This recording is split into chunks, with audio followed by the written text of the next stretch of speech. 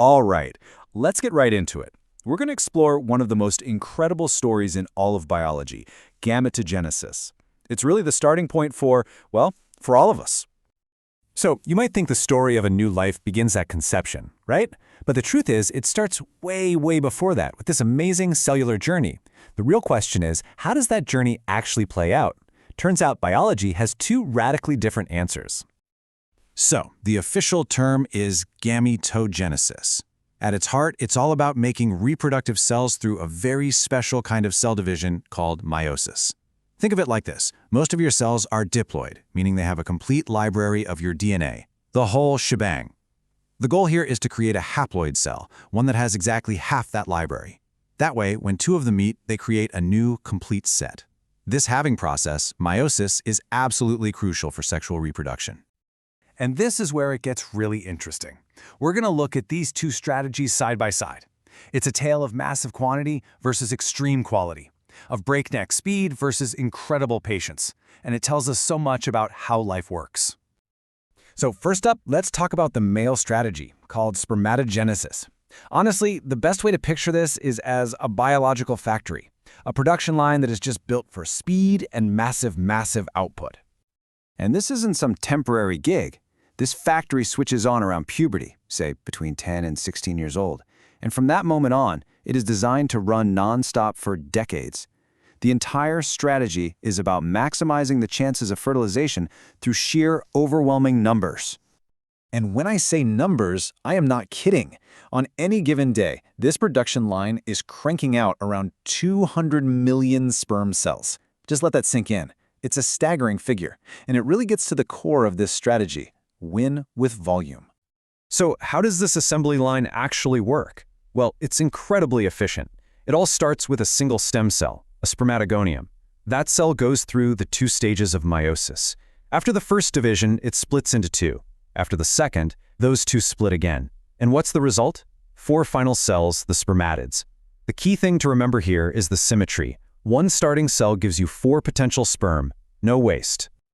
Now, while the factory is always running, each individual sperm cell takes about 70 days to go from start to finish. But here's the clever part. New batches are starting up every 16 days, so you get these overlapping production cycles that guarantee a constant, non-stop supply. Okay, now let's completely switch gears and look at the other side of this story. In females, the process, called oogenesis, could not be more different.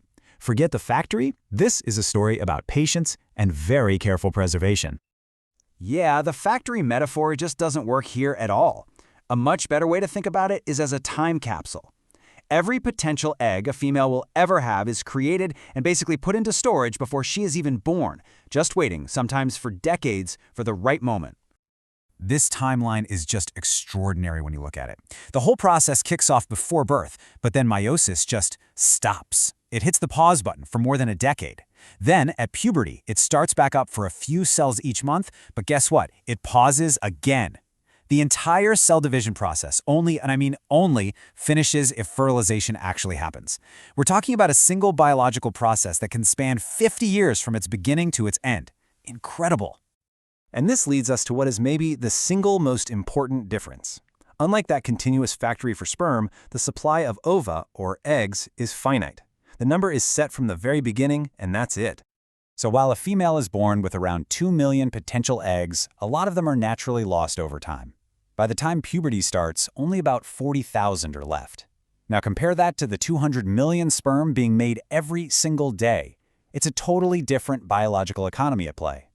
So what we have are these two wildly different paths, the non-stop factory and the long, patient journey, both aiming for the exact same thing, making a viable gamete. Let's put them head-to-head and see the differences pop. This table just lays out the contrast so clearly. Start time, puberty versus in the fetus. Duration, continuous versus decades with long pauses. Supply, lifelong versus finite. But check out the output. For sperm, 1 cell becomes 4. For the egg, 1 starting cell produces only 1 viable ovum. All the cellular resources, all the cytoplasm, gets funneled into that 1 single cell. The other 3 little cells that are produced, called polar bodies, they just wither away.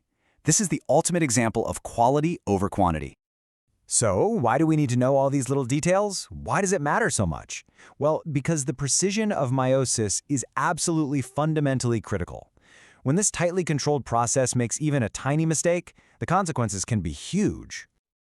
You know, you can think of meiosis as this incredibly delicate cellular dance where chromosomes have to pair up and then separate perfectly on cue. If there's even one misstep in that choreography, the final gamete can end up with the wrong number of chromosomes. And that error has a name. It's called non-disjunction. What it means is that during one of the meiotic divisions, the chromosomes that are paired up just failed to separate correctly. It's like a pair of dance partners refusing to let go when the music tells them to. And the results of this are very, very real. Conditions like Down syndrome, which is caused by an extra copy of chromosome 21, are a direct result of a non-disjunction event happening during gametogenesis. An error in that dance created a gamete with one extra chromosome. So as we start to wrap this up, let's circle back to our big idea. On one side, you've got the continuous, high-volume factory, and on the other, you have this carefully guarded, finite treasure. Here's the thing. Neither one of these strategies is better than the other. They are just two completely different and brilliant solutions to the exact same evolutionary problem. One strategy maximizes quantity and reach. The other maximizes investment and resources for a single precious cell. And you know what? Both are essential for our species to continue. And that kind of leaves us with one last thing to think about. This huge contrast, mass production versus long-term preservation, it isn't just about making cells, is it? It's really a fundamental statement about risk, about investment, and about the very different ways that life chooses to plan for its future. And that makes you wonder, what else can we learn from it?